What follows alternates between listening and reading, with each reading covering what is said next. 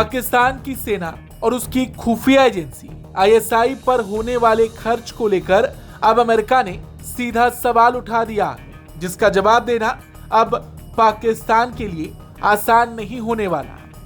दरअसल अमेरिकी विदेश विभाग की फिस्कल ट्रांसपेरेंसी रिपोर्ट 2026 में पाकिस्तान के सरकारी वित्त और बजट व्यवस्था की समीक्षा करते हुए सैन्य और खुफिया खर्च पर ज्यादा पारदर्शिता और प्रभावी नागरिक निगरानी की जरूरत बताई गई है। सीधी भाषा में कहें तो सवाल यह है कि पाकिस्तान की सरकार सेना और खुफिया एजेंसियों पर कितना पैसा खर्च करती है, पैसा कहां से आता है और उसका इस्तेमाल कहां किया जाता है। इसकी जानकारी और निगरानी व्यवस्था ज्यादा साफ होनी चाहिए। अमेरिका की नजर सिर्फ बजट की सामान्य जानकारी पर नहीं बल्कि सरकारी कर्ज और बड़ी सरकारी कंपनियों की देनदारियों पर है।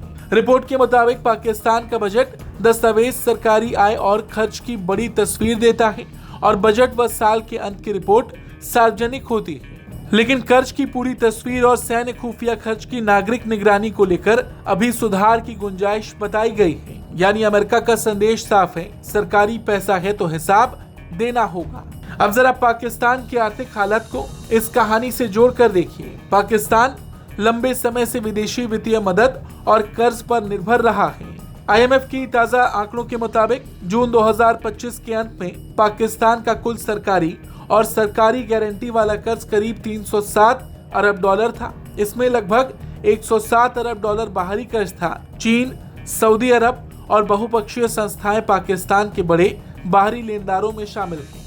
2026 में भी पाकिस्तान आईएमएफ कार्यक्रम के तहत अरबों डॉलर की रकम हासिल कर चुका है। मई 2026 में आईएमएफ ने करीब 1.1 अरब डॉलर की नई किस्त मंजूर की और इससे आईएमएफ के मौजूदा कार्यक्रम के तहत कुल वितरण करीब 4.8 अरब डॉलर हो गया। मतलब पाकिस्तान की अर्थव्यवस्था को चलाने के लिए सिर्फ घरेलू कमाई पर भरोसा नहीं है। आईएमएफ, चीन, सऊदी अरब और दूसरे अंतर्राष्ट्रीय कर्जदाताओं से मिलने वाला पैसा उसकी वित्तीय व्यवस्था में बड़ी भूमिका निभाता है। ऐसे में जब कोई बाहरी देश या संस्था पूछती है कि सरकारी पैसा आखिर खर्च कहां हो रहा है, तो पाकिस्तान के लिए सवाल को नजरअंदाज करना आसान नहीं होगा।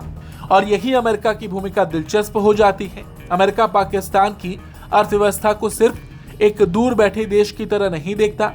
आतंकवाद, परमाणु सुरक्षा, क्षेत्रीय स्थिरता और सैन्य गतिविधियों के कारण पाकिस्तान लंबे समय से अमेरिकी रणनीति में अहम रहा है। अमेरिकी सरकार भ्रष्टाचार रोधी संस्थाओं और नागरिक निगरानी को मजबूत करने वाली पहलों में शामिल रही है। पाकिस्तान में सेना की राजनीतिक और आर्थिक भूमिका भी लंबे समय से बहस का विषय रही है। अमेरिकी विदेश विभाग की पिछली रिपोर्ट्स में पाकिस्तानी सेना और खुफिया संस्थानों की प्रभावशाली भूमिका और प्रभावी नागरिक निगरानी की कमी को लेकर सवाल उठते रहे हैं। और चुनौती इसलिए बड़ी है क्योंकि पाकिस्तान का इतिहास आतंकवादी संगठनों और उग्रवादी नेटवर्क को लेकर गंभीर आरोपों से जुड़ा है। ये बात दुनिया जानती है कि पाकिस्तान आतंकियों का समर्थन करता है।